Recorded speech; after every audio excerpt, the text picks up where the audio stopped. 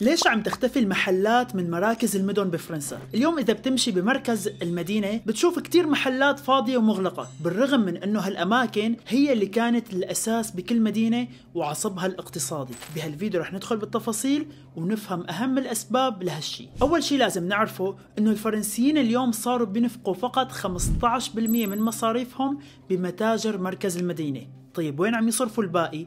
أكثر من 70% من مصاريف الفرنسيين عم تنصرف بالمراكز التجارية الكبيرة عند أطراف المدن. المراكز اللي تطورت بشكل كبير بالسنوات الأخيرة صرنا نلاقي فيها المتاجر الضخمة والمطاعم ومحلات الأزياء وكل شيء بيلزمنا وبمكان واحد، وهالشي عم يتطور بشكل كبير بالمدن متوسطة الحجم. والشي اللي خلى هالمراكز التجارية كمان تتفوق على متاجر المدن هو التوسع العمراني من جهة والكورونا. ايه الكورونا؟ الشركات الضخمة بتكون قدرتها أكبر على تحمل الأزمات، بعكس المحلات الصغيرة بالمركز اللي جزء منها ما تحمل الحجر الصحي وانهار بسببه.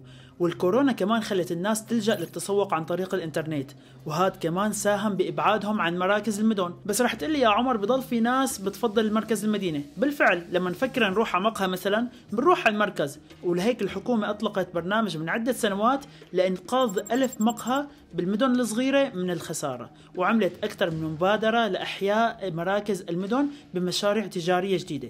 لكن بعض الخبراء الاقتصاديين بيقولوا إنه المتاجر ما لها كل شيء. لما بدنا نحيي مركز مدينة لازم نطور السكن والخدمات العامة ومساحات للأطفال ونهتم أكثر بالحياة الاجتماعية. طيب الخلاصة، هل هالشي منيح إلنا أم لا؟ بكل تطور بيكون في مستفيدين وفي متضررين.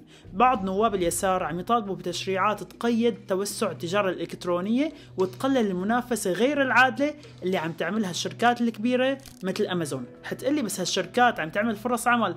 صحيح عم يكون في فرص عمل كتيرة، لكن كل 10 فرص عمل عم تخلقها الشركات العملاقة عم تؤدي لفقدان 22 فرصة عمل محلية. يعني مقابل كل مستفيد عم يكون في 2 أو أكثر متضررين. فشو رأيكم؟ اكتبوا لي بالتعليقات، وبشوفكم فيديوهات قادمة. كنت معكم أنا عمر كوكاش، سلام.